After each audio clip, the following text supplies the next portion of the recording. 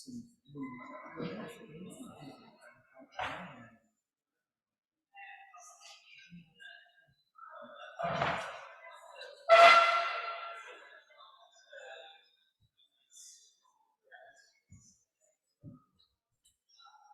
10, se dobbiamo rispettare il programma, mi serve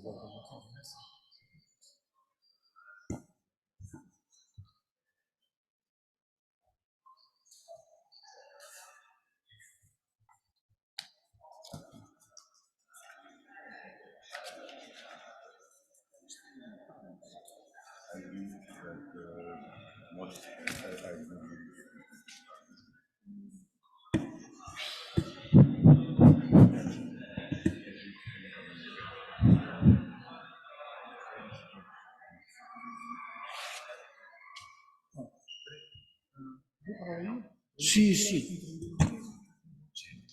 Poi dopo io, certo, io poi gestisco solo il video, sì, sì, il traffico, diciamo. La regia quando il video c'è.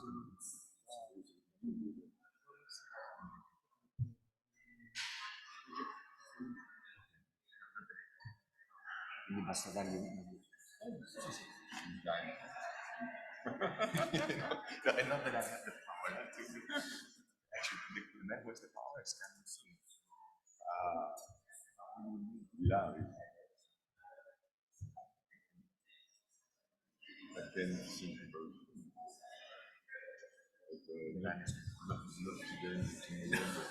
No. It's not. Have a night. Good morning, Carlo. Good morning.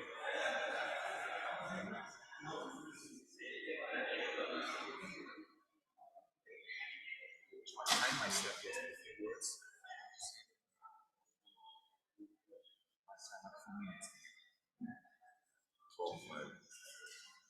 Se siamo sopravvissuti alla storia.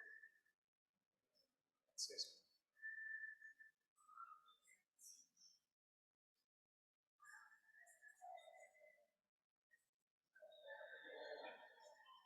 Shall we start?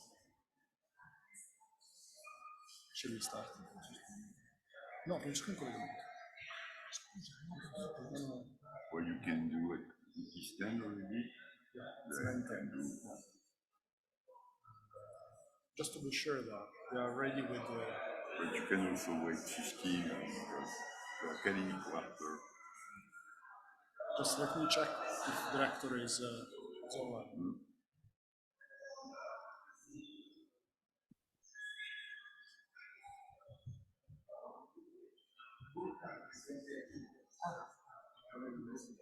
In the future, organize and future organize.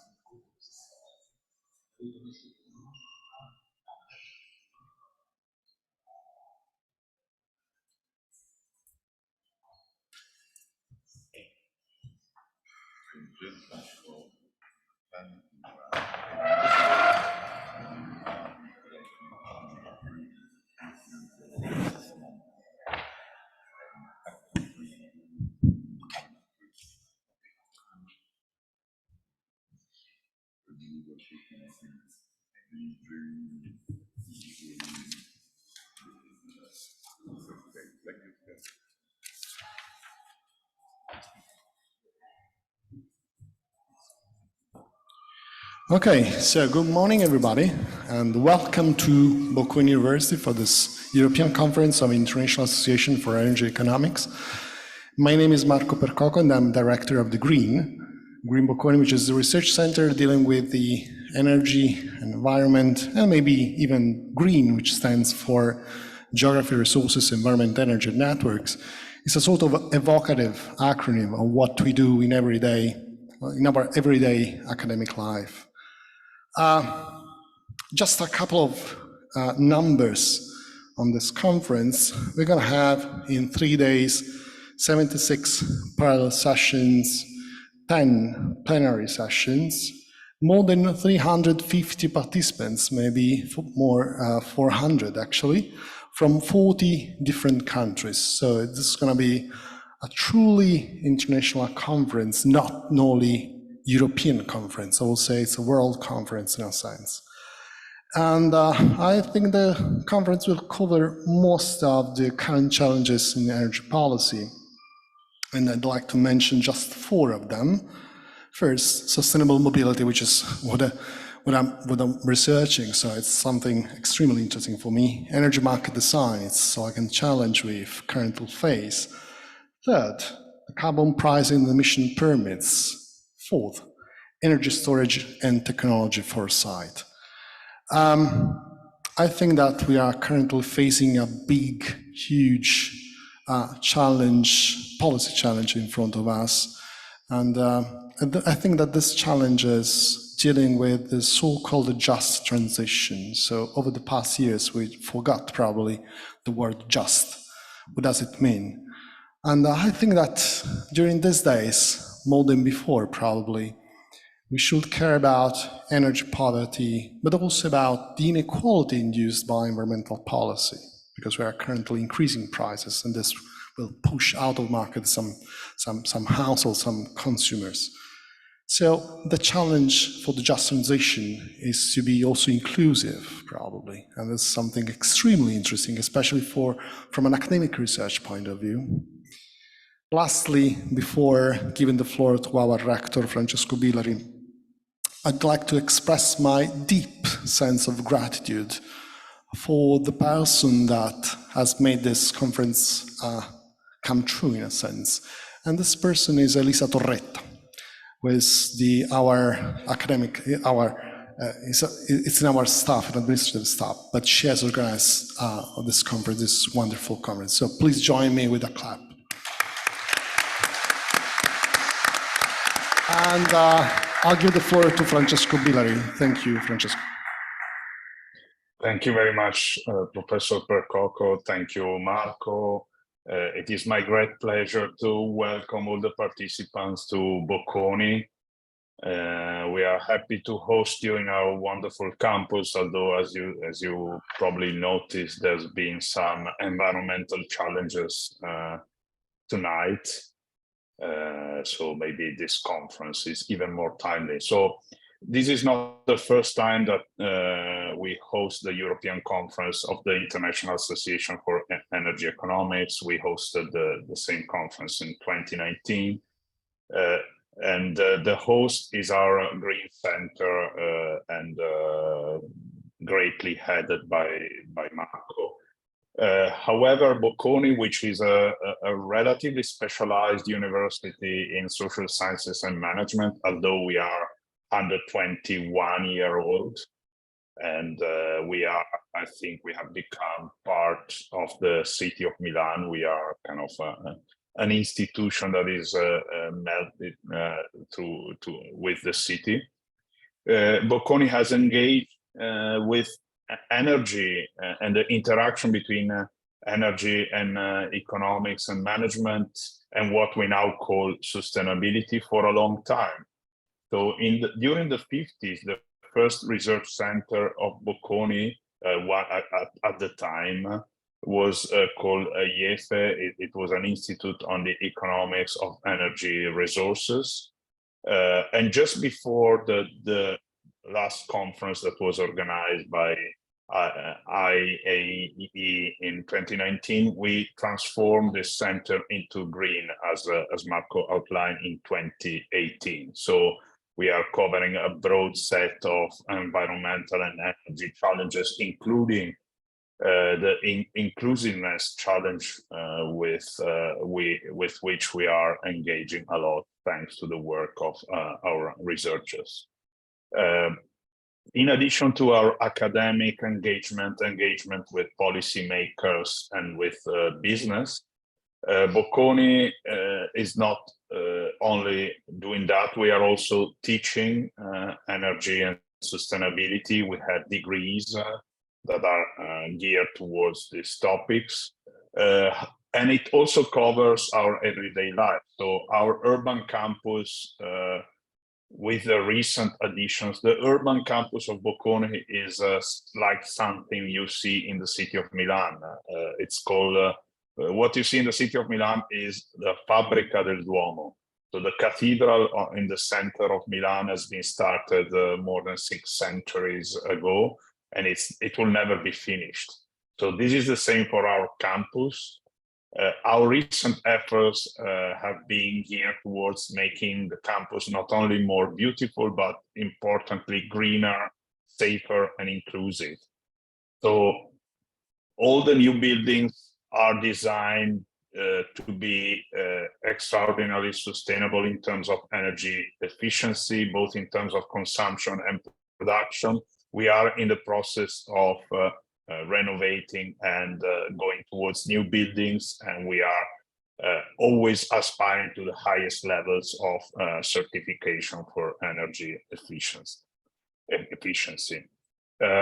We are also glad that energy transition is high on the political agenda, because it is also pervasive in the life of households and individuals. And for this specific reason, we put a specific emphasis also as a social science university on not neglecting the social backlash of this transition path. There is an inequality of burden. This has already been mentioned by Marco, which goes on the shoulders of the weaker part of the society. So sustainability, I'm a professor of demography. Our discipline came early, or maybe was the first to introduce issues of sustainability. It was since the beginning clear that we had to manage the trade-off between going fully towards efficiency without thinking about inclusion, without thinking about poverty and exclusive characteristics of our policy moves, and an inclusive transition which will reach fully the sustainability idea that includes society as well. So we have to put energy, environment, and society together. I'm very glad to understand that this is a core part of the topics that will be covered during the next 3 days of conference. And so let me again welcome all the participants from all over the world. I hope you enjoy our campus, the city of Milan, and above all, I'm sure you will produce discussions that will help us to make the world a better place. Thank you very much and welcome again.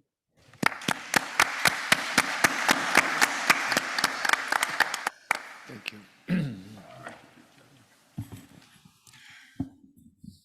Ladies, gentlemen, good morning. I am Professor Glachant, the IAEE World Acting President.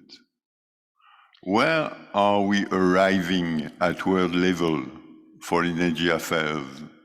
Since a few days, IEA says that we have to double energy efficiency and triple renewable effort to stay on track with Paris Agreement.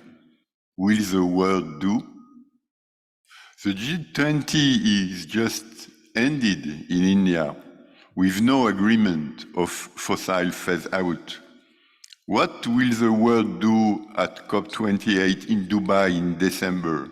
What to expect, and what are the Europeans going to deliver? You will know soon.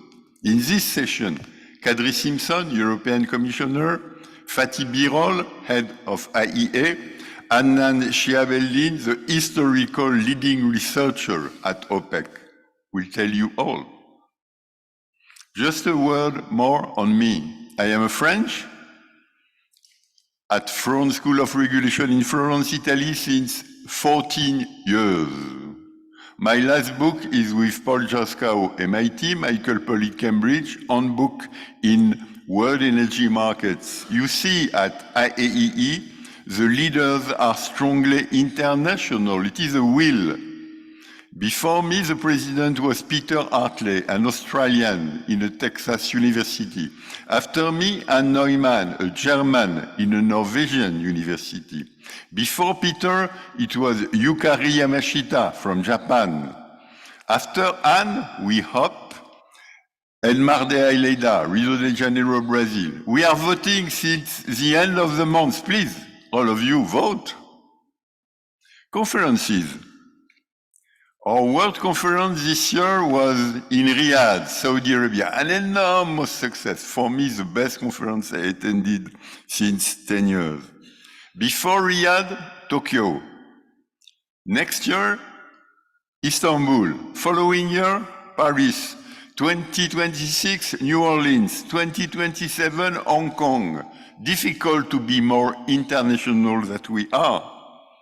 Regarding membership, before the pandemic, we had 4,300 members. During the pandemic, 3,000 only. This year, 4,000 again. Thanks to the enormous push of Saudi Arabia and my dear friend Majid. Many thanks. Budget, unfortunately, but you can understand, we are still short of 100K a year. We are working on it, but it takes time to recover. However, this year we decided to change the fee structure. We will now have 4 classes according to the World Bank income.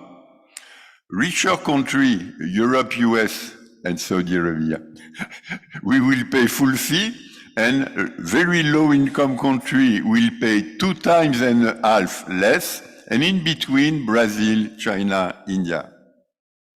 To end, publications. We are pretty aware that today, impact factor is driven by platforms, by digital tools. We sign with such publications managing more than 100 scientific journals to be on their digital platform, and we will start again to increase our visibility.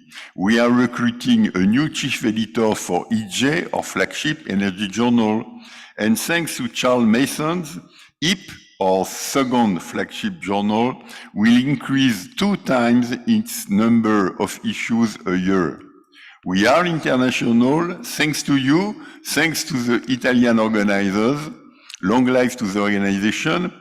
I'm giving the floor to Matteo di Castelnuovo, President of the Italian chapter. Matteo, you have the floor. Thank you, Jean-Michel. Good morning, welcome everybody. And just would like also to extend my gratitude to the International Association for Energy Economics for being the benchmark and for supporting energy economics all this year and creating this conference. Also, big thank to the people at Italian Association, excluding myself, from Carlo Di Primio, Professor Bollino, and Anca Servo for making this conference a reality. Strictly related to that, I also would like to thank Professor Percoco and Bocconi University for giving us the chance to be in such a beautiful place. You know, I work on electricity markets. I'm older than I look, okay? And I work on electricity market for 25 years now. And I remember a few years ago, Jean-Michel used to be my boss. He's still my boss because he's the international president. And he explained to me how complex electricity markets were, because you have to trade the kind of same commodity across 6, 7, 8 markets, okay? It's quite unique in the realm of economics. And then on top of that, if you had also the gas markets and oil and fuel market in general, it makes it probably the most complex commodity of all. And indeed, 10 years ago, a few years ago, if we had the kind of dinner we had last night, we will be talking about locational signals, investments, the cost of implementing renewables, these kind of things. That will be the conversation of a pleasant dinner like the one last night. But yet, things have evolved since that extensively. So our job has become very different. And yesterday, still had a very pleasant dinner with our esteemed colleagues. But the conversation was also about climate change, emissions, sustainable aviation fuels, hydrogen, and all. So it goes to show you the same things that you can see in the program today, that our job is becoming much more, much larger and much more complex. I actually believe that the name of the conference, which is Global Energy Transition Towards Decarbonization, should have actually called Energy Transition Towards Complexity, because we're entering into a much more complex and hopefully more sustainable economy. And that's actually where you come to play, you and all of you. So if I can leave you with my wish is that actually out of this conference, all of you, you're gonna get the feedback you need for your research, for your papers, to publish in top journals, especially the one from the IAEA. But above all, that you also get the kind of insight and inspiration to help us deconstruct this complexity and help us to make tiny, marginal, but incremental progress towards a net zero and decarbonized and more sustainable world. Thank you, and have enjoyed the conference.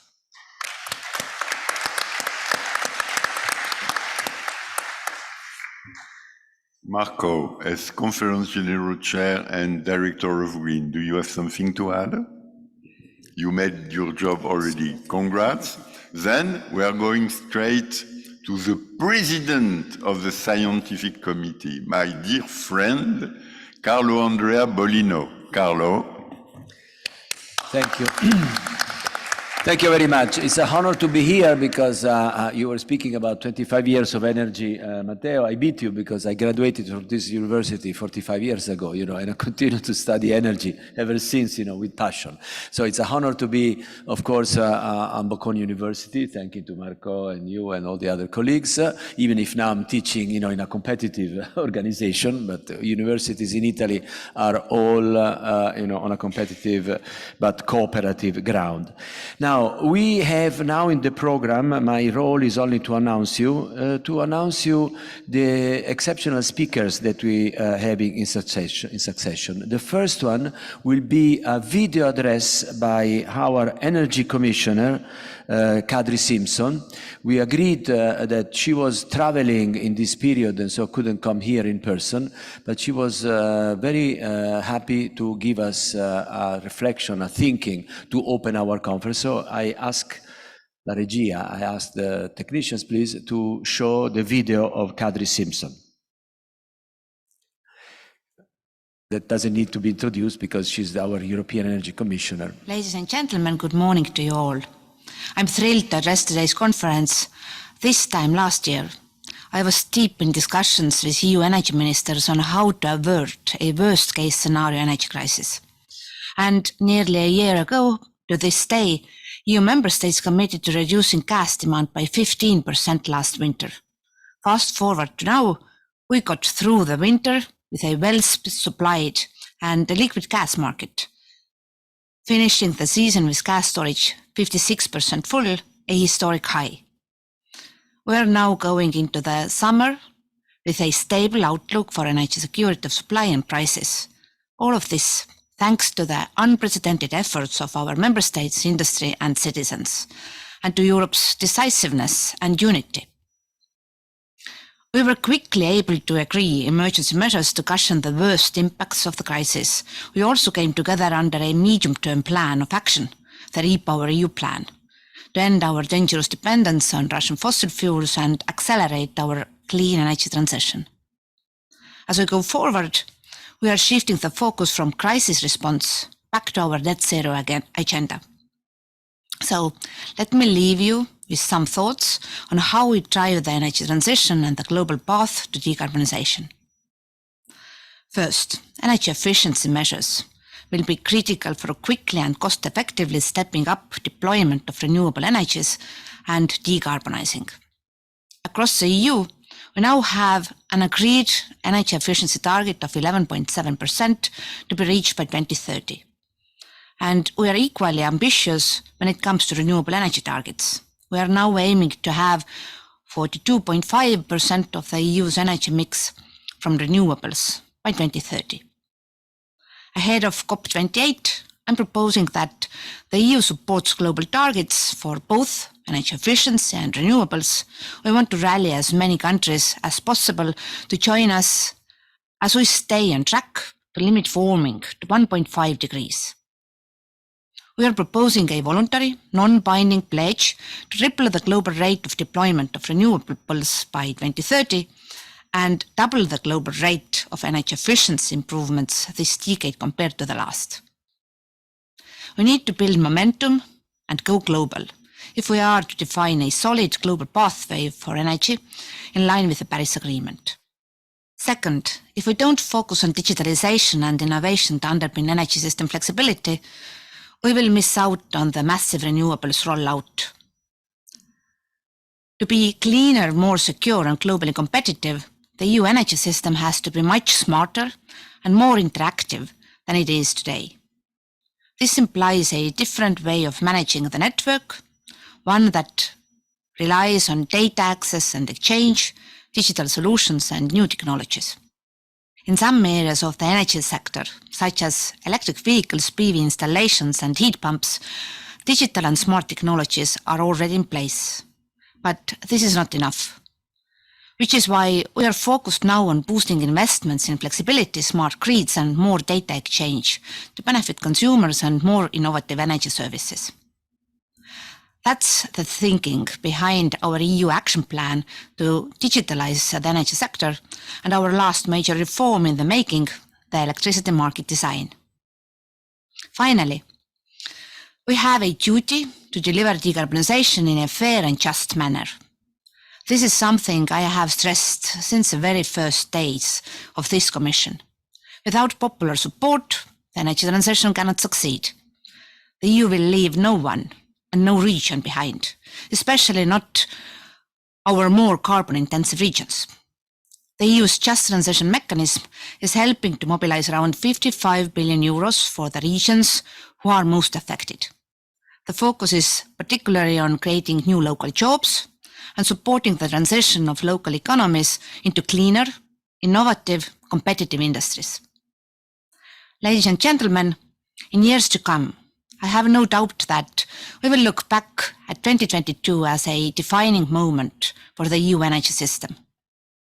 Faced with Russia's attempt to destabilize our markets, we made some bold decisions on saving gas and diversifying supplies. What's most noteworthy, however, are our efforts on the clean energy transition as a whole, from energy supply to end use, and from critical raw materials to industrial capacity and competitiveness. The crisis did not throw our commitment to the Green Deal, the EU's growth strategy, off course. This is the road we will continue in our quest to reach climate neutrality by 2050. Thank you for listening.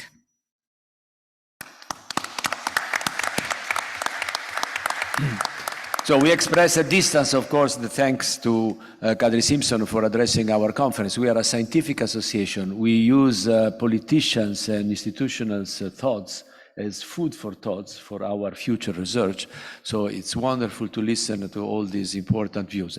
But now, in person, we have the pleasure and the honor to have as our speaker Mr. Dr. Giuseppe Zafarana, who is the president of AIEE.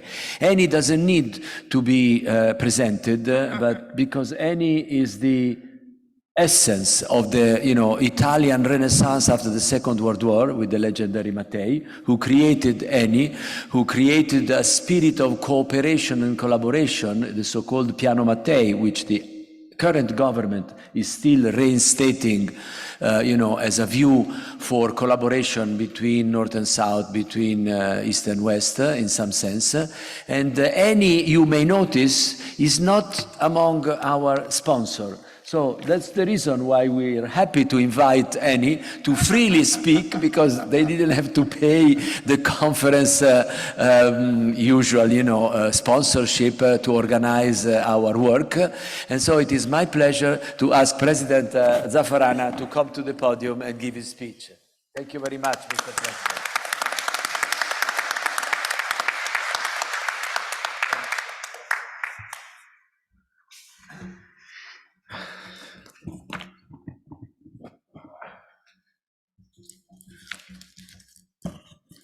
Desidero innanzitutto porgere il mio saluto più caloroso a questa importante e qualificatissima platea e ringrazio il professor Andrea Bollino, chairman della 18ª conferenza europea della International Association for Energy Economics, per il gradito invito a partecipare a questa prima giornata di lavoro, giornata di grande interesse sotto plurimi profili di varia natura. Un ringraziamento che estendo a voi partecipanti, giunti qui a Milano da paesi di tutto il mondo, per affrontare 3 giorni di attività ad altissima densità di contenuti, in un contesto che si prefigge l'obiettivo di sviluppare idee, pensieri e ragionamenti su uno dei temi chiave dell'umanità, quello della transizione energetica, mettendo assieme mondo accademico e centri di ricerca, istituzioni pubbliche e imprese private, economia, finanza e comunicazione. Certo, se siamo qui a discutere delle implicazioni tecniche, economiche, finanziarie, sociali e geopolitiche della transizione energetica, non è per mero esercizio accademico, ma perché la varietà delle posizioni esistenti in materia, le diverse ipotesi di soluzione e la molteplicità degli interessi in gioco possano trovare attraverso il dibattito, l'approfondimento e l'analisi proficui momenti di sintesi nell'ottica di individuare e definire profili di convergenza in funzione del comune obiettivo di dare risposte solutive e in tempi sufficientemente contenuti, in linea con l'ampiezza e la complessità della sfida epocale che siamo chiamati ad affrontare. Sostenere appunto una transizione globale per la decarbonizzazione dei sistemi energetici che sia al contempo concretamente efficace, inclusiva, rapida e giusta. È di tutta evidenza che lo stesso termine transizione energetica sia un'etichetta che racchiude in sé un insieme articolato di problematiche eterogenee. Un'etichetta dinamica, direi, poiché il concetto di transizione esprime, in definitiva, una condizione in costante divenire, di passaggio da uno stato a un altro, da un sistema a uno di tipo diverso, da un modello a uno schema di differente impostazione. Un'etichetta composita che disvela due tipi di complessità. Una a livello terminologico, in quanto a ben vedere si parla sì di transizione energetica pensando a nuove forme e fonti di energia, ma in realtà stiamo soprattutto intraprendendo un percorso che va nella direzione della transizione carbonica, un percorso cioè che mira ad includere tutte le soluzioni tecnico-scientifiche volte a decarbonizzare le fonti che già noi usiamo. Il secondo ordine di complessità è intimamente connesso all'essenza stessa della transizione, che non sta a significare soltanto decarbonizzazione o incremento di efficienza, bensì anche accesso sicuro, affidabile, continuativo ed economico a fonti energetiche avanzate, intelligenti e pulite. Un'etichetta infine solo apparentemente di esclusiva natura tecnica e tecnologica, ma che contiene in vero il senso più profondo della storia dell'umanità, poiché è nella costante condizione dell'uomo essere in transizione. L'intera traiettoria dell'essere umano, infatti, è una traiettoria di cambiamenti e trasformazioni di natura politica, sociale, economica, culturale, scientifica, tecnologica e relazionale. In questa sede, per esigenze di sintesi, non posso che accennare solo di passaggio agli effetti e alle conseguenze di questa peculiare transizione, quella energetica, e alle sue interrelazioni con altre dimensioni, dallo sviluppo delle nuove tecnologie e dell'applicazione dell'intelligenza artificiale all'accesso all'energia, fino al potenziale impulso verso nuove forme di cooperazione politica, economica, finanziaria e sociale fra le varie aree del mondo. La transizione energetica, quindi, non può essere semplicemente circoscritta a una dimensione scientifica e tecnologica, ma va intesa come un percorso accidentato e dinamico, attraverso cui si attua il passaggio graduale da un modello energetico a un altro. Un cambiamento che può essere rintracciato su scale geografiche e temporali diverse. La transizione, universalmente sperimentata dalla biomassa ai combustibili fossili, dal legno al carbone o dal carbone al petrolio, per citare alcuni esempi. In questo frangente storico, come dicevo, l'attenzione è concentrata sul concetto di una transizione energetica che proietti l'umanità verso un mondo decarbonizzato. Un mondo cioè caratterizzato da una drastica riduzione delle emissioni di gas serra, che costituiscono, come è noto, il principale problema ambientale del nostro tempo. Il che implica la profusione di un generale sforzo collettivo, pianificato, programmato e monitorato quanto agli obiettivi intermedi e finali, oltre che ai tempi circa il loro conseguimento. Dicevo, un impegno generalizzato che non può non coinvolgere tutti. Stati, governi, istituzioni, imprese, individui, ciascuno in rapporto alla propria sfera dimensionale. Come neopresidente del suo consiglio di amministrazione posso affermare con orgoglio che Eni fa la sua parte con eccezionale impegno e straordinaria intensità, avendo ormai da tempo fatto proprio l'obiettivo di azzerare le emissioni nette di gas serra entro il 2050, nella prospettiva di sviluppare un portafoglio di prodotti e servizi totalmente decarbonizzati a quella data.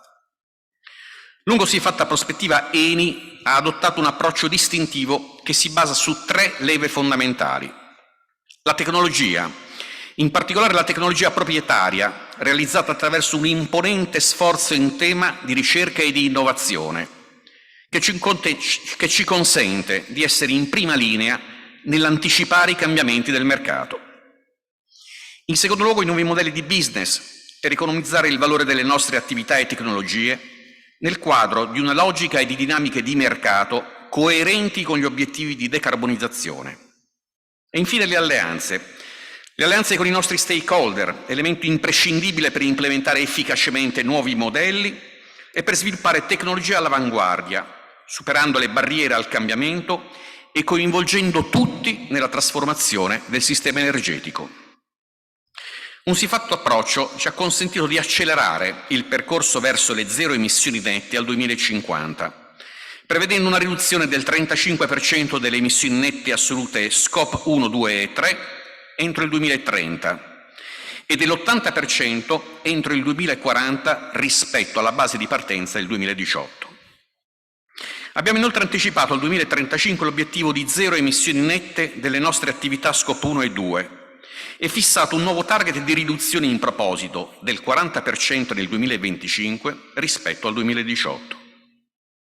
Tali obiettivi intermedi consentono agli stakeholder di misurare il progresso nell'attuazione della nostra strategia di decarbonizzazione, a conferma dell'impegno ad allineare la traiettoria di riduzione delle emissioni agli scenari compatibili con il mantenimento del riscaldamento globale entro la soglia di 1,5 gradi.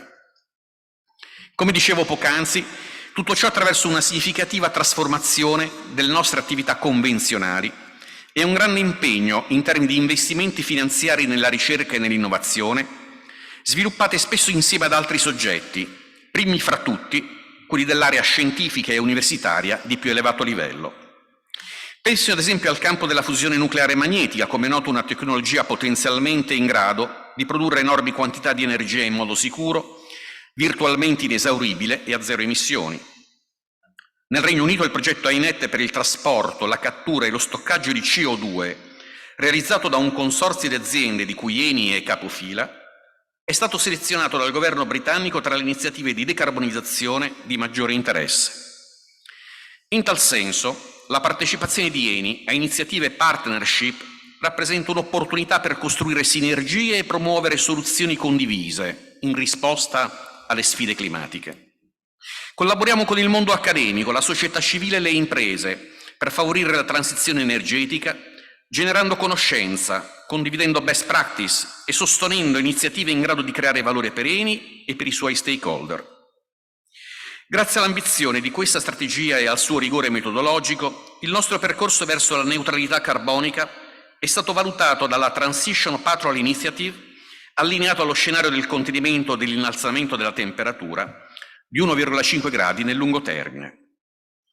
Anche il recente Net Zero Benchmark della coalizione di investitori CAE 100+ ha segnalato Eni come una delle società più in linea al riguardo. Tutto ciò a dimostrazione del fatto che per Eni il tema della transizione energetica è assolutamente centrale, nella convinzione che la costruzione di un mondo a basse emissioni implica una radicale trasformazione del modo in cui generiamo e consumiamo energia, attraverso un approccio innovativo basato in primo luogo, come dicevo, sullo sviluppo e sull'implementazione delle nuove tecnologie. Una sfida enorme e multiforme che richiede un approccio non ideologico, senza preclusioni cioè verso alcun tipo di soluzione, nonché un grande impegno corale e un incondizionato spirito di collaborazione su diversi versanti. Investimenti innanzitutto incentrati sulla diversificazione della tecnologia, che include ad esempio lo sviluppo di biocarburanti e la cattura o lo stoccaggio della CO2, e poi accordi internazionali e politiche globali, sempre più integrate e realizzate secondo tempistiche predefinite. Saremo in grado di fronteggiare questa sfida epocale? Certamente le differenze tra i paesi più evoluti e quelli in via di sviluppo sono enormi e ciò incide sulla loro predisposizione a rispondere in modo coerente agli impegni che abbiamo di fronte. Non possiamo non considerare che i paesi del mondo non partono dalla stessa linea di partenza ed è evidente che per quelli caratterizzati da importanti tassi di crescita della popolazione e bassi livelli di reddito, l'industrializzazione e lo sviluppo economico possono confliggere con gli obiettivi di riduzione delle emissioni. Da qui l'esigenza di cooperare con questi paesi per far sì che il loro progresso economico non impatti ulteriormente sulla concentrazione di CO2 nell'atmosfera. La sfida che abbiamo dinanzi per i prossimi anni consiste pertanto nel riuscire a tenere insieme interessi apparentemente divergenti nella comune prospettiva di un mondo sempre più decarbonizzato. Le economie avanzate non possono certo sostenere un processo di deindustrializzazione dei propri sistemi produttivi, ma allo stesso tempo è necessario garantire opportunità e possibilità a quelle realtà emergenti che intendono crescere, svilupparsi e incrementare standard e aspettative di vita. L'ampiezza e l'estrema complessità di questa sfida, e mi avvio alla conclusione, è tale da richiedere uno sforzo congiunto che riporta alla memoria un eccezionale esempio di cooperazione politica, economico, finanziaria e tecnologica del secolo appena passato. Al termine della Seconda Guerra Mondiale, l'Europa era completamente distrutta. Attraverso i grandi sforzi della politica internazionale, tradottisi ad esempio nei trattati fondativi dell'Unione Europea, l'Europa è riuscita a costruire un'area di libero scambio, di libertà e di sostanziale inclusione sociale. È riuscito cioè a realizzare ciò che nella primavera del 1945 sembrava semplicemente utopistico, date le condizioni politiche e materiali in cui versava il continente. Per conseguire questo risultato epocale è stato necessario attivare importanti investimenti finanziari, ma ancor prima definire uno sforzo congiunto della politica per focalizzare l'attenzione sulla crescita e sullo sviluppo. Un simile impegno su scala amplificata e globale è oggi necessario per muovere verso un mondo decarbonizzato, un mondo più equo nell'utilizzo di risorse naturali e capace di condividere tecnologie tra paesi produttori e paesi consumatori. La nostra missione deve tendere verso quella direzione. Sarà il tempo a dirci se saremo stati in grado di realizzare, almeno in parte, ciò che i nostri padri sono riusciti a fare oltre mezzo secolo fa. E allora, tornando al presente, non vi è dubbio alcuno che eventi internazionali come questo, che oggi prende avvio, hanno un valore straordinario per alimentare la comune chiamata alle nostre responsabilità. Studenti, ricercatori, uomini d'azienda, consulenti, policy maker e stakeholder, tutti si incontrano e dibattono con spirito di collaborazione e unità di intenti, senza preclusioni ideologiche o interessi di parte. Il che deve indurci ad avere fiducia nel fatto che la transizione energetica, come tutte le transizioni affrontate dall'umanità nella sua storia, sia alla nostra portata. Dobbiamo e possiamo governare la sua complessità e insieme vincere questa sfida. Grazie per la vostra attenzione e buon lavoro a tutti voi.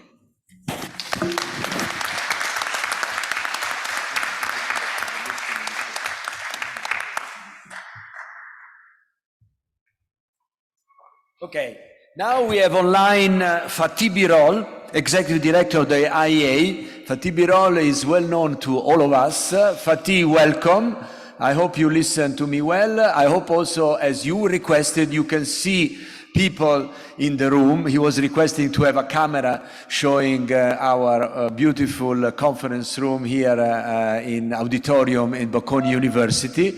And among all the distinguished friends that you have here, all of us are your friends, Fatih, let me tell you that immediately after you there is Adnan Shihab-Eldin, you know, your good friend there, who is in the front row waiting to listen to you. The floor is yours.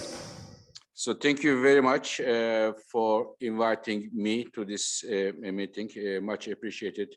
And my respects to all the colleagues there, especially to Jean-Michel, from whom I get a lot of inspiration around my career, across my career, and also Dr. Shihab-Eldin, who was not only a colleague, but my boss in OPEC for some time. So, dear colleagues, I thought, I am now in Paris, IAEE headquarters. I cannot be with you in Milan today, unfortunately. But here I thought I would do two things. Briefly, I would like to tell you how we see the clean energy around the world, how it is progressing. Just a brief snapshot there, because I see that there are many misreadings. This is one. The second, in fact, since it's a European branch of the IAEE, I would like to share with you my thought about the three historically strategic mistakes that Europe did in the last few decades as far as energy policies are concerned. These three historical mistakes. Let me start with the today. Now, dear colleagues, one of the beauties of working at the IAEA is you have all the single energy data at your fingertips. If you ask me what is the electricity consumption in Indonesia iron steel sector by quarter, I can give it to you. If you ask me what is the price of diesel in Zimbabwe, I can give it to you. Emissions. This is the beauty. We have all the energy data, and I always say data always wins.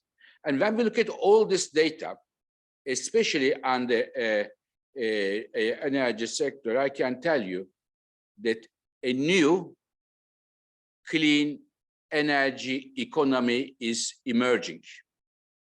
And it is emerging very fast. I want to give you a few examples. Renewable energies, especially solar, huge growth. Last year, of all the power plants installed in the world, more than 80% was renewables. And according to our analysis, in the next 2 years, almost all the growth in global electricity demand will be met by renewables. This is data. Second, electric cars. Big revolution happening there. 2 years ago, only 2 years ago, 1 out of 25 cars sold in the world was electric. So 1 out of 25 2 years ago. This year, it is 1 out of 5 cars sold in the world is electric. This happened in 2 years of time. And it will grow, especially 3 largest car markets, China, Europe, and United States, and others are coming. Another area, heat pumps. In Europe, in US, of course, China, we are seeing double-digit growth of heat pumps. And in many countries, including in the United States, heat pump sales are higher now than the sales of gas boilers. I can continue this list with the big growth on electrolyzers we are seeing, and also, in my view, in the clean energy domain, we can consider this, that the nuclear is making a comeback.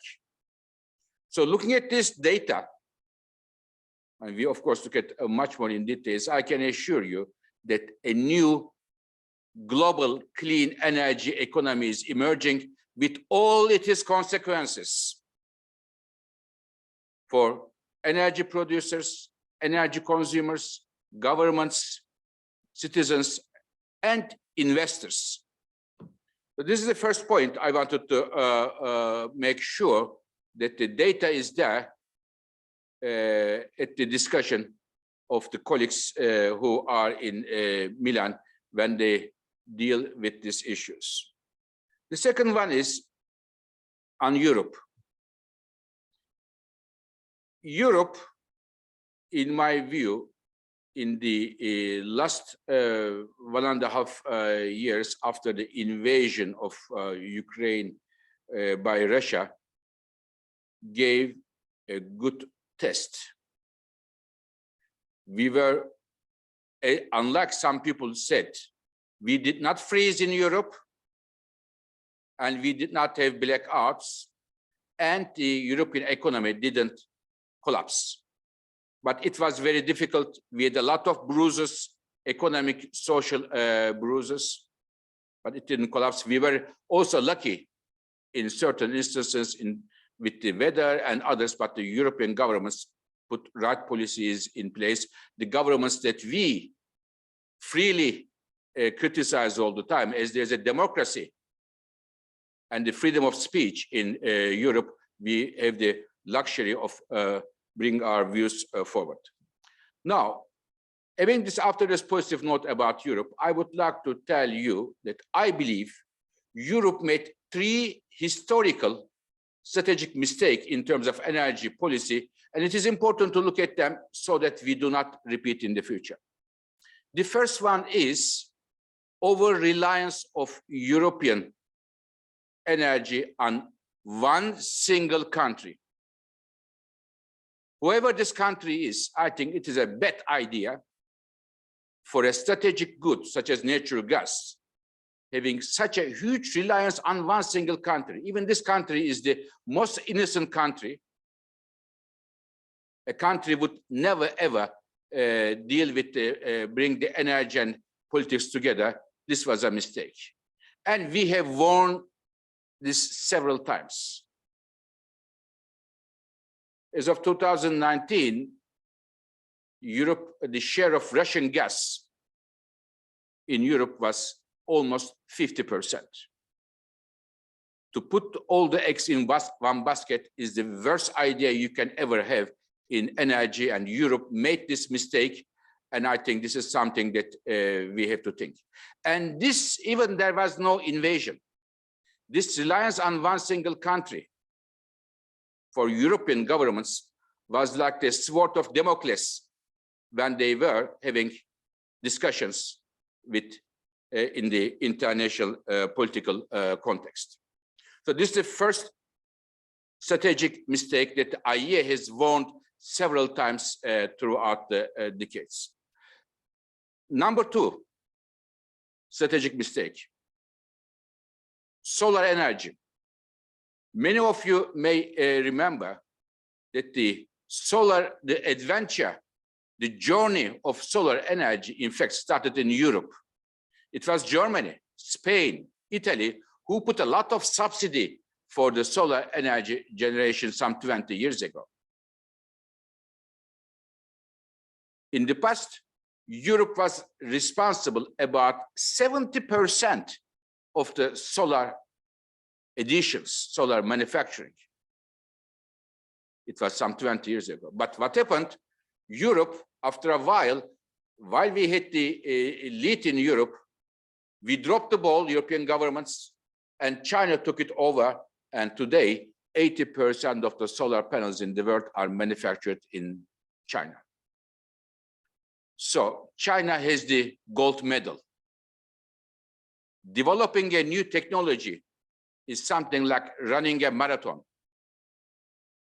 Marathon is 42 kilometers. If you finish the 10 kilometers first, you don't get any single medal. You get the medal if you finish the race 42 kilometers in the front. So therefore, Europe paid the mistake of dropping the ball and not sticking this clean energy innovation agenda in the context of solar. I think this is a second mistake, and we need to learn, because we are now, there are some technologies in Europe.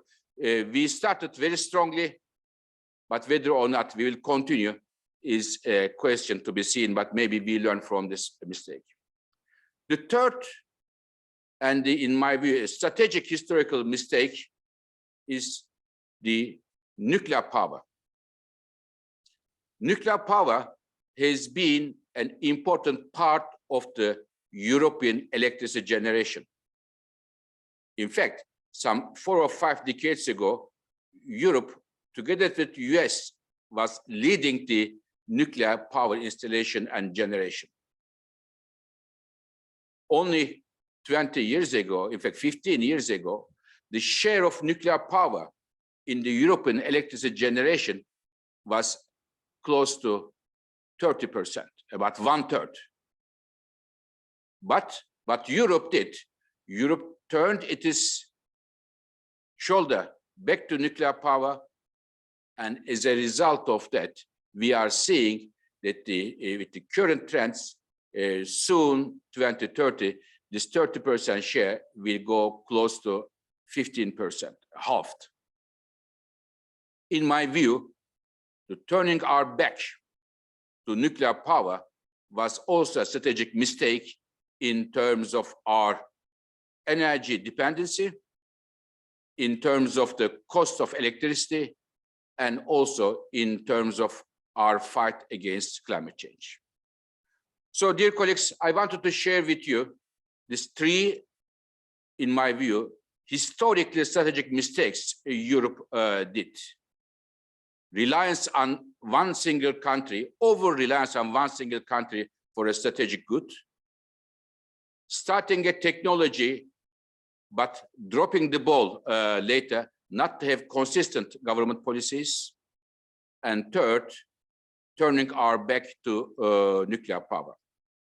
I wanted to state these three areas with the hope that the governments, and we all learn from that, and I hope that the governments in Europe, when the dust settles down, make a self-critic of their energy policies and design in new energy policies on the basis of these mistakes. But I have all the trust in the researchers, academia, citizens, and the governments of Europe that we will find the right way as we have our democracy, as we have our very rich discussion, maybe much richer than we need discussion culture. And I would like to thank the IAEE of the Europe inviting me and playing an important part of this discussion. Thank you very much.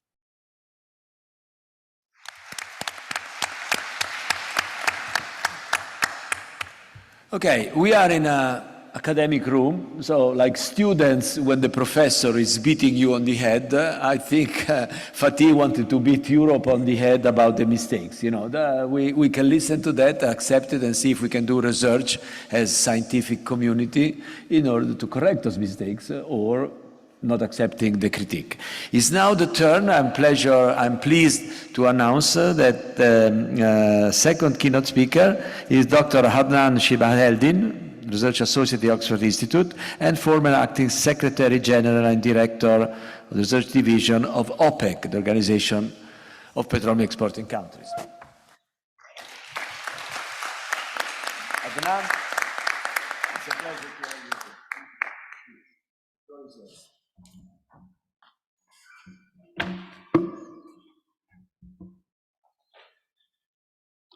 Thank you very much, my good friend, Carlo Bollini.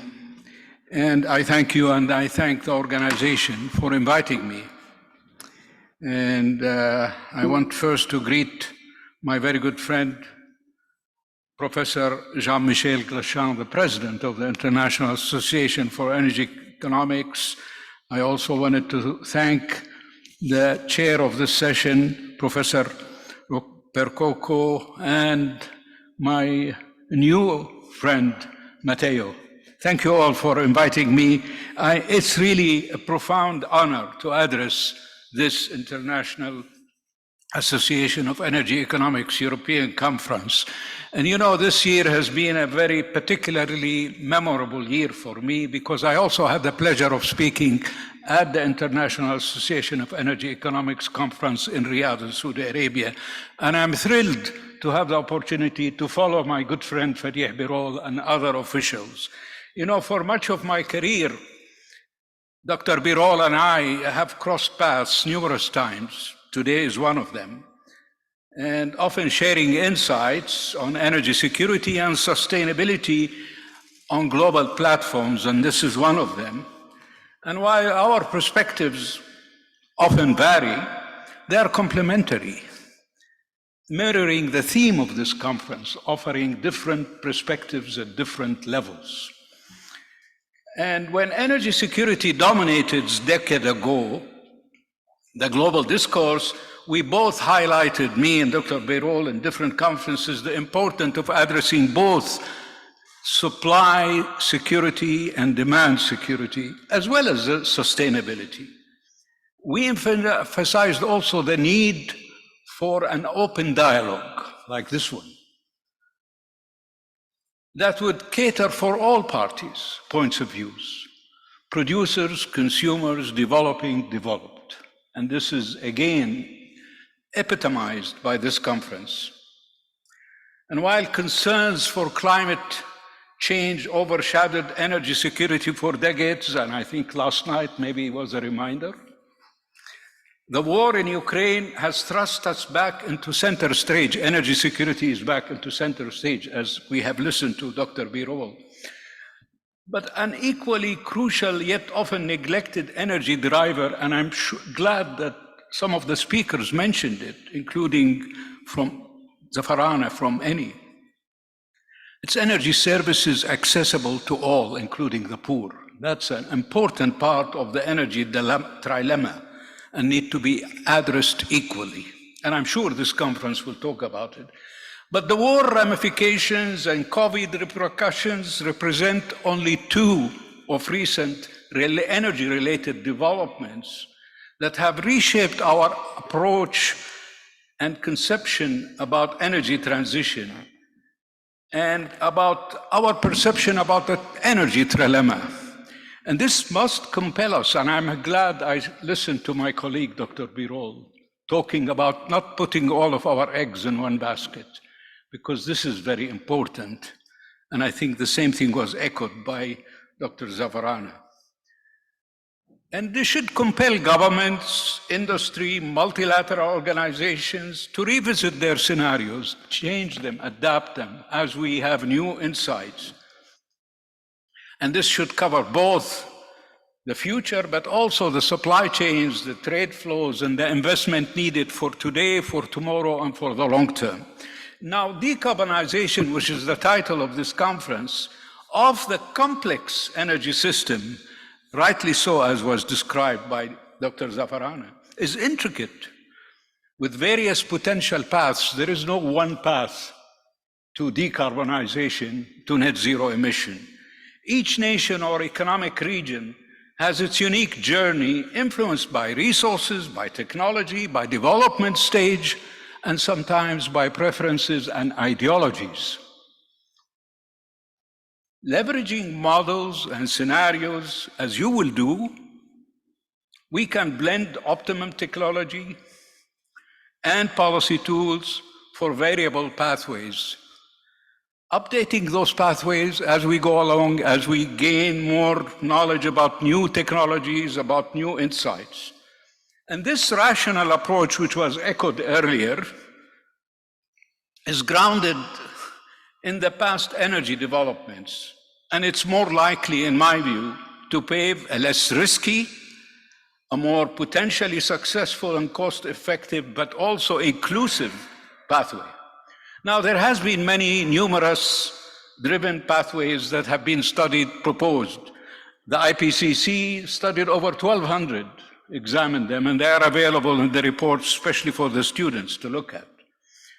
Now, some pathways have been advocated as the optimal way to reach net zero emission, including, for example, my colleague, Dr. Birol's organization, have advocated the net zero emission 2050.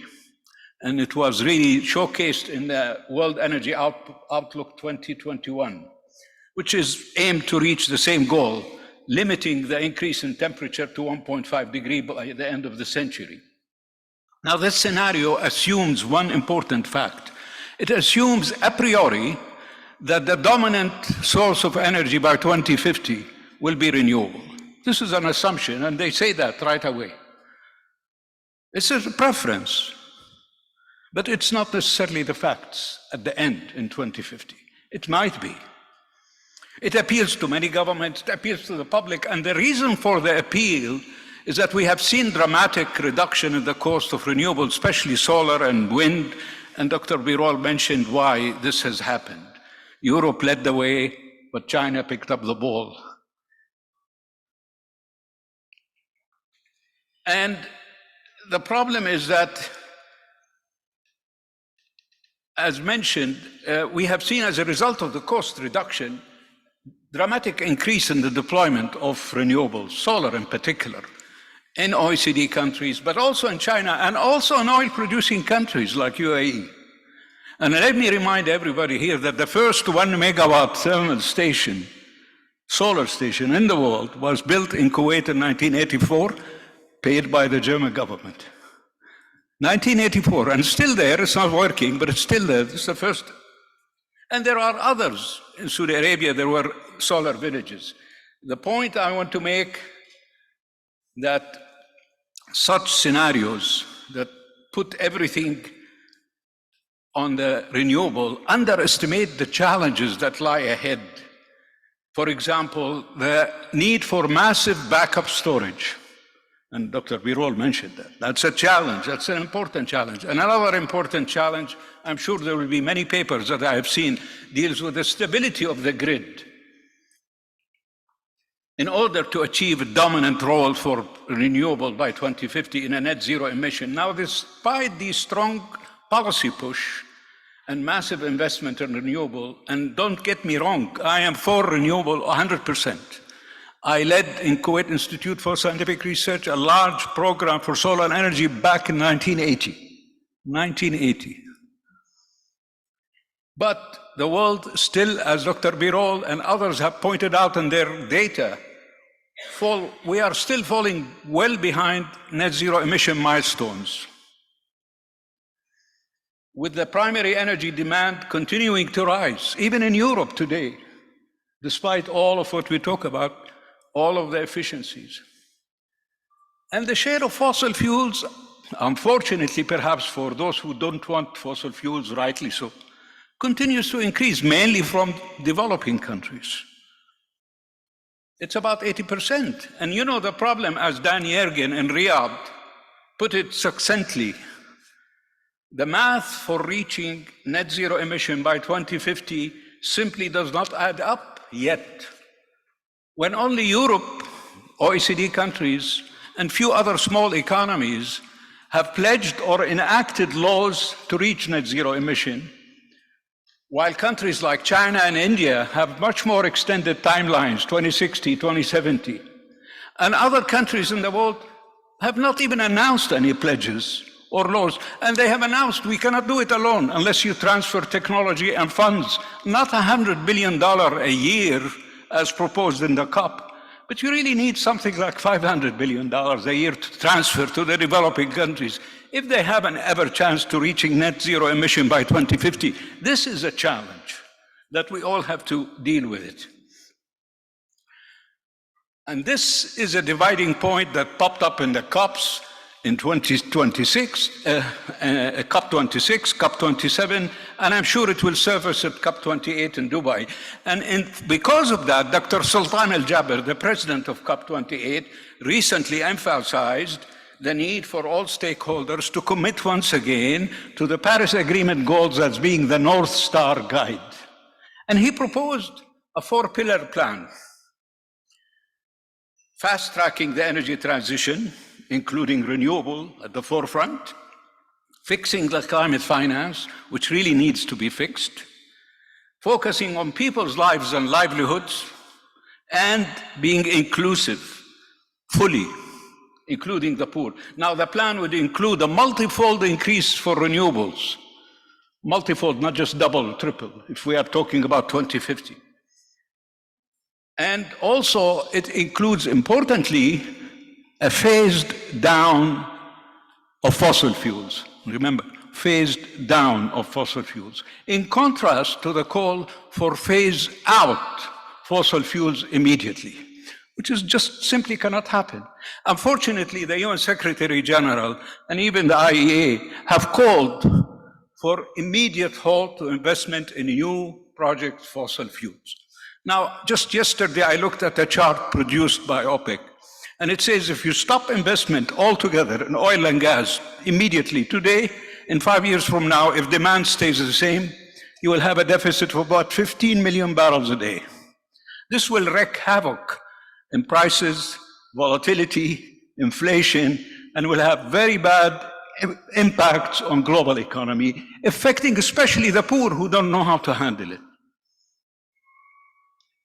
So what we must do, we must be cautious.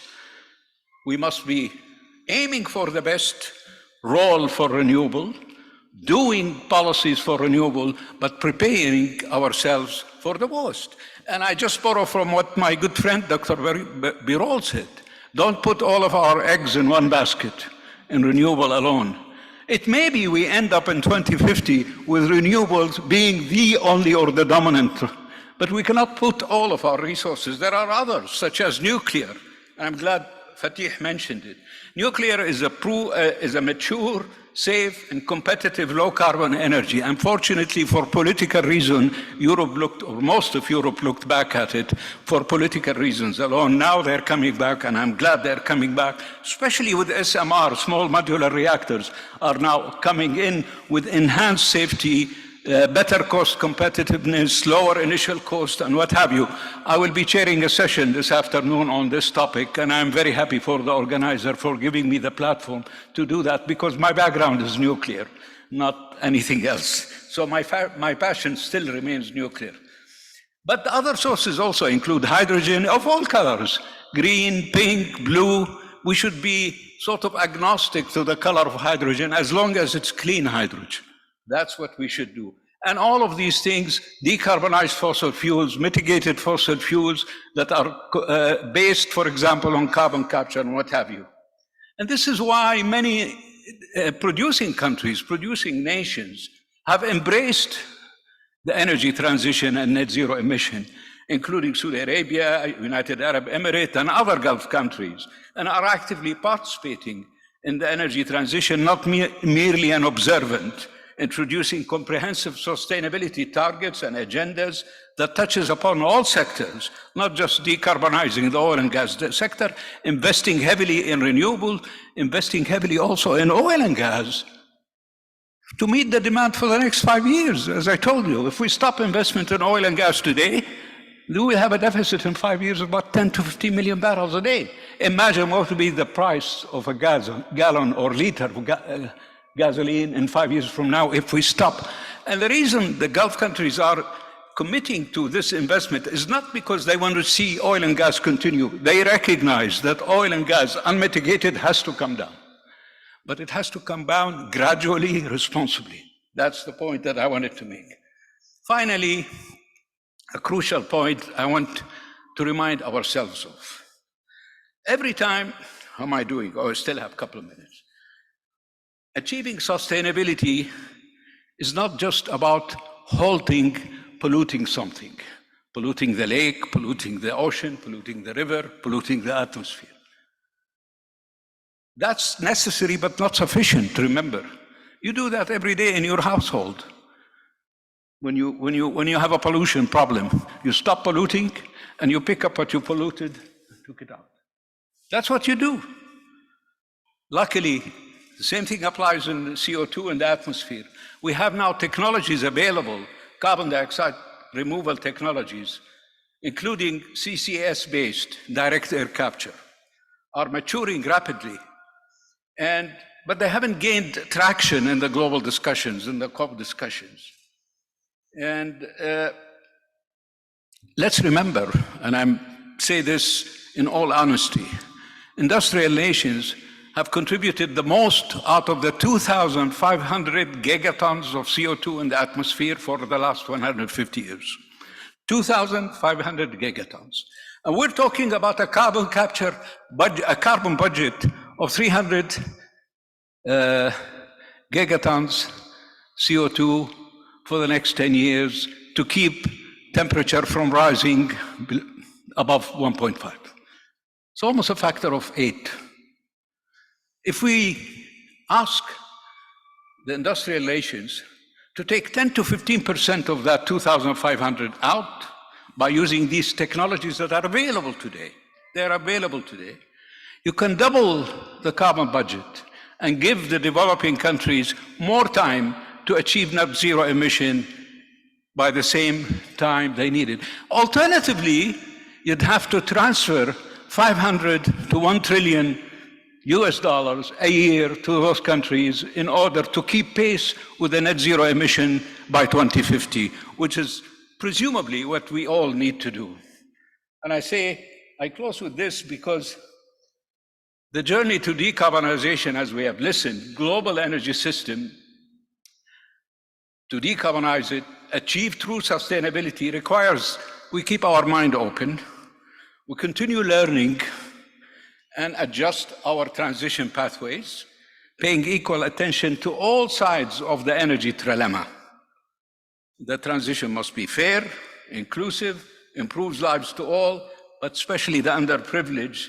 And the IAEA, this organization, plays a vital role in this journey through its research, publications, public awareness programs, and conferences like these. And I really want to commend the rich program that has been put together by my very good friend, Professor Bollino, and his colleagues. And I know that there are many students here. Keep your minds open, search for the best way to reach net zero emission. I just came back 3 days ago. I was in the Dolomites hiking. I like hiking in the Dolomites, which is not far away from here. And hiking the Dolomite reminded me of how to approach energy transition by 2050. You have to find a pathway. Unfortunately, there's no one pathway. Even if somebody else had a trail, that trail may have been muddied, a tree may have blocked it, you had an avalanche, the Marmolado glacier has disappeared. You have to keep searching for new pathways as you learn more information.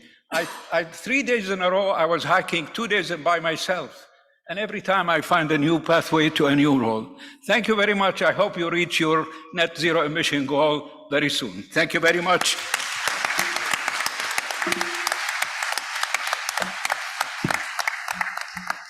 Thank you very much, Adnan.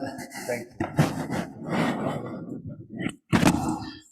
Okay, we go to the conclusion of this first part of our opening with the institutional message of our Minister of Transition and Energy, Dr. Gilberto, Honorable Gilberto Pichetto Fratin. He has a video for us that will be institutionally being a minister of the Italian government in Italian. We have the translation. I've listened to this video and please take the most important takeaway of this video when he says no ideology should guide us to energy transition.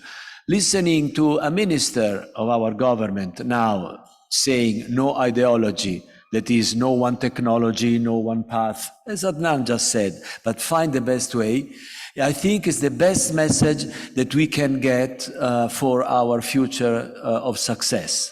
Okay? In the past, we had ideologies in our governments, and it's now the time that we listen, to a new, fresh view that is coming from one of the many European politicians. Our minister is only one of the 27, but please listen to this message because you will find refreshing ideas for your future research as scientists. Il video del ministro, per favore.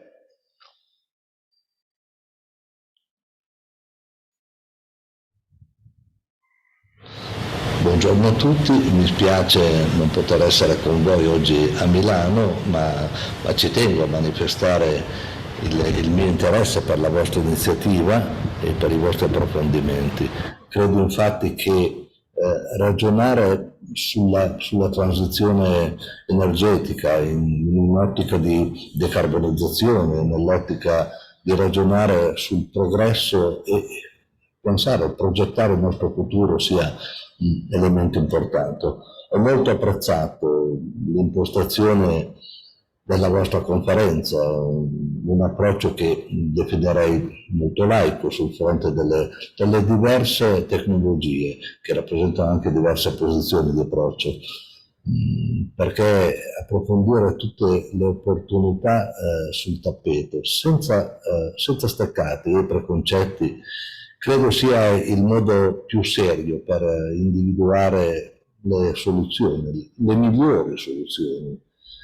La transizione energetica ed ecologica è infatti un puzzle in cui molte tessere devono andare ad incastrarsi per costruire uno sviluppo davvero più sostenibile. Voi discuterete di idrogeno, di rinnovabili, di mobilità elettrica, di nucleare, di finanza verde e quindi anche di comunità energetica, di gas e ahimè anche di guerra. Sono questi i temi che discutiamo quotidianamente anche al Ministero per individuare misure strategiche, accompagnamento alla transizione, incentivi, per trovare un punto di equilibrio. Io sono fiducioso sulle proposte che possono giungere proprio dalla vostra assise, dal vostro confronto, che riunisce il meglio della cultura economica internazionale. E proprio per questo io confido che il vostro confronto sul nuovo modello di sviluppo decarbonizzato riesca a dare il giusto peso alla valenza anche sociale che la transizione deve avere. L'estrema articolazione del vostro programma peraltro mi fa pensare che non intendete assolutamente lasciare inesplorato nessun aspetto del problema. Questo è un dato importante, perché la transizione energetica, per essere efficace, deve essere da un lato globale, ma dall'altro anche tarato su quella che è la realtà quotidiana, la realtà nazionale e la realtà locale. È evidente che un paese che ha una rilevante quota di energia dal nucleare avrà bisogno di strategie diverse da un paese che, come il nostro, non ha centrali nucleari.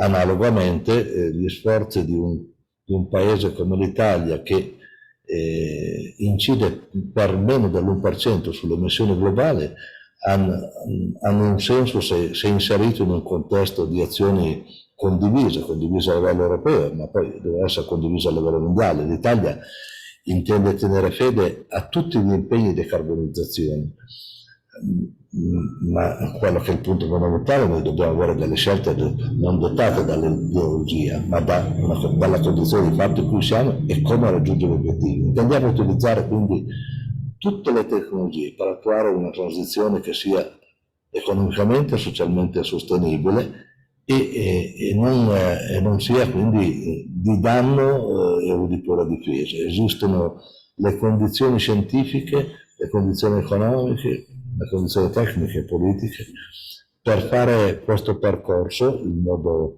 autonomo, in modo originale e raggiungere l'obiettivo finale. Esistono le condizioni perché l'Italia sia anche laboratorio virtuoso di una sostenibilità diversa. Esistono anche grazie a contributi che vengono da autorevoli come il vostro nella giornata di oggi.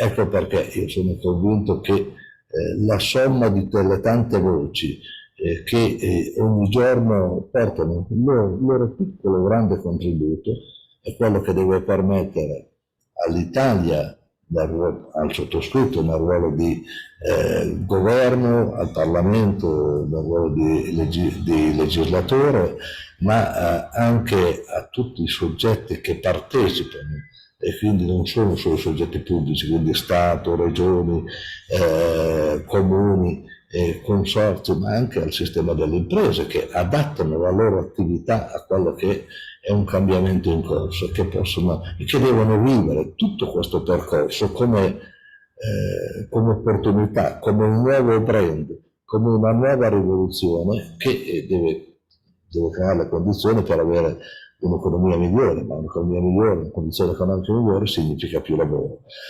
Come vedete i percorsi sono tanti, le azioni che possiamo svolgere, i ruoli che possiamo avere sono tanti, ma l'obiettivo finale deve essere unico e deve essere rispettare l'abbattimento del 55% delle emissioni al 2030, la neutralità al 2050 e avere un paese più sostenibile.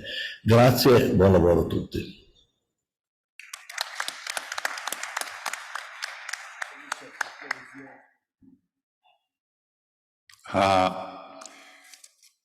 In 1989, our IAEE established a best paper for the most outstanding of what we publish in our energy journal in the previous year. For 2022, it goes to a pool of authors led by Miriam Breitenstein. The paper is formulated Stranded Asset Risks and Political Uncertainty, the Impact of the Coal Phase-Out on German Coal Industry. Miriam is a climate transition expert, specialized in climate and transition policy, vis-à-vis climate risk management. She works at Baringa, a consultancy with headquarters in London, when she focuses on climate transition in finance and energy sectors. Miriam, please come to receive your award.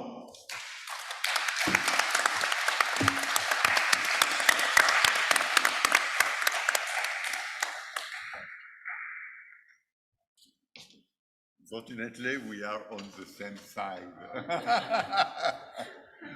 Congratulations, Miriam. What I like in life is brave researchers opening doors and telling us what we have to think, even on something like phase out. That's Miriam. She deserves the prize, and she has it. Thank you.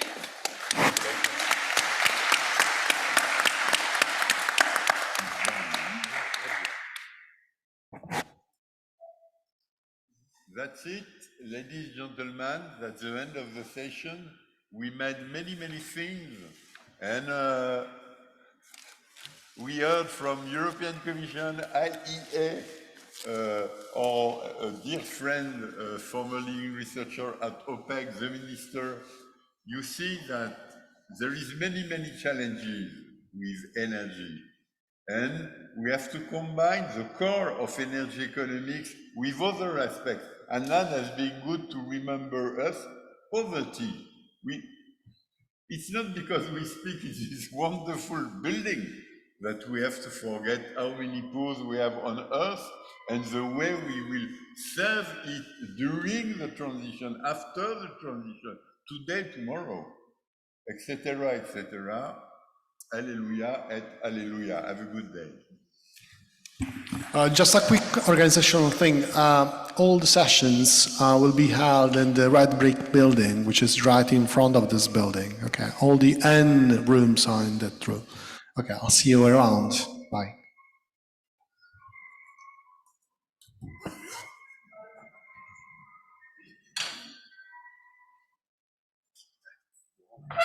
Only 5 minutes. We are quasi on time. Grazie. Germany before the Dieselgate.